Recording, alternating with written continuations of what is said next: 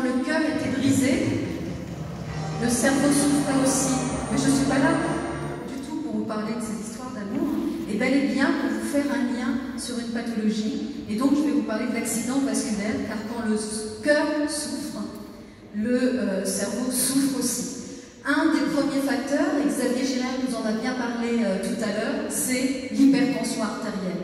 L'hypertension artérielle est en cause dans 4 fois, enfin sur l'accident vasculaire. L'arythmie du cœur est un grand pourvoyeur, le cœur qui s'emballe, le cœur qui devient irrégulier, peut donner des accidents vasculaires. Il est responsable d'un accident vasculaire sur 5. Et puis il y a d'autres causes.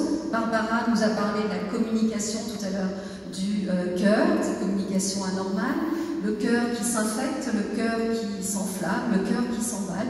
Donc le cœur, oui, est un pourvoyeur d'accidents vasculaires cérébraux.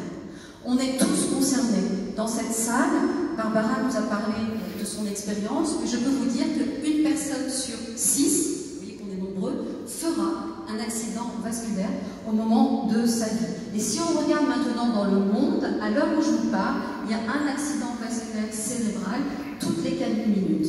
Et ce qu'il faut savoir, c'est que l'accident vasculaire, ce n'est pas simplement une pathologie du sujet âgé, ça concerne les jeunes, c'est d'autres causes, ou des patients plus âgés.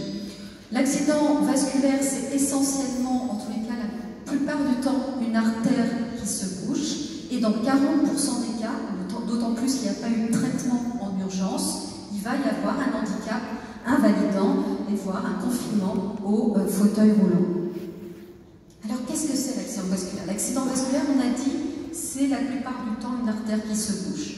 Il y a 2 façons de boucher une artère du cerveau, soit parce que vous avez une plaque, un des grands pourvoyeurs des plaques, c'est le tartre dans la tuyauterie, l'athérome, c'est l'hypertension artérielle, mais c'est d'autres choses, le diabète, le cholestérol, la sédentarité, la surcharge pondérale, mais c'est également le cœur, on l'a vu, le cœur est un grand pourvoyeur d'accidents vasculaires, un caillot va partir du cœur, il va venir boucher une artère du cerveau.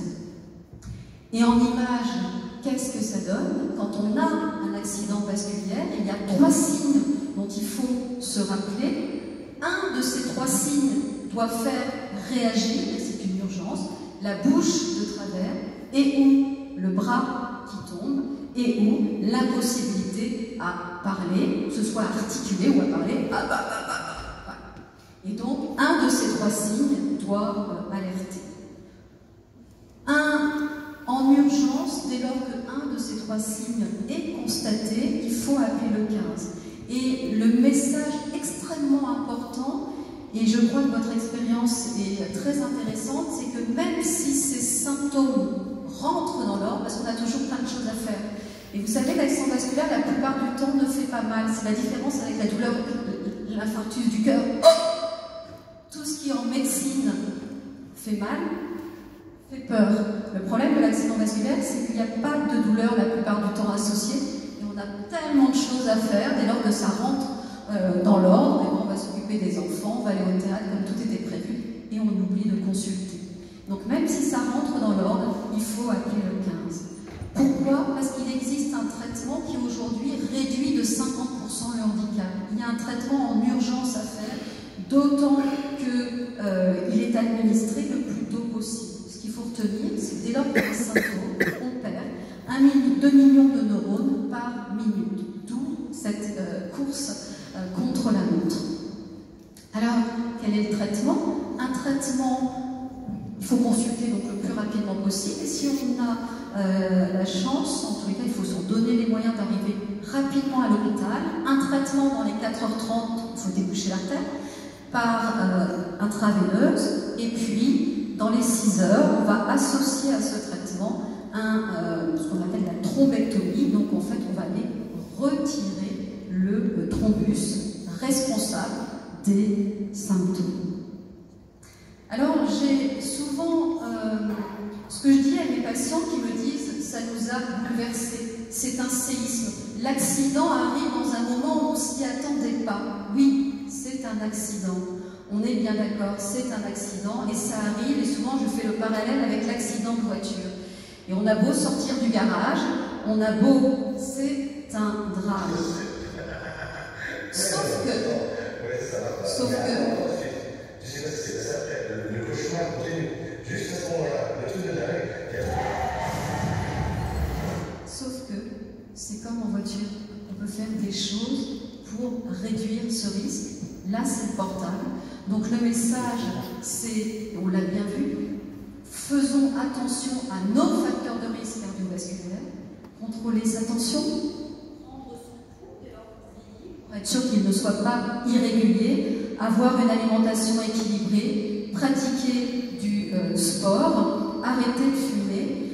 En tous les cas, encore une fois, c'est comme le portable au volant, c'est que c'est des choses sur lesquelles il faut faire de la prévention. Pour conclure, et je laisserai Michel Galabru le faire bien mieux que moi, je pense qu'il parle de son ami Jean-Paul à ce moment-là. Il avait eu mal à parler au téléphone, mais il n'a pas connu l'étude alors.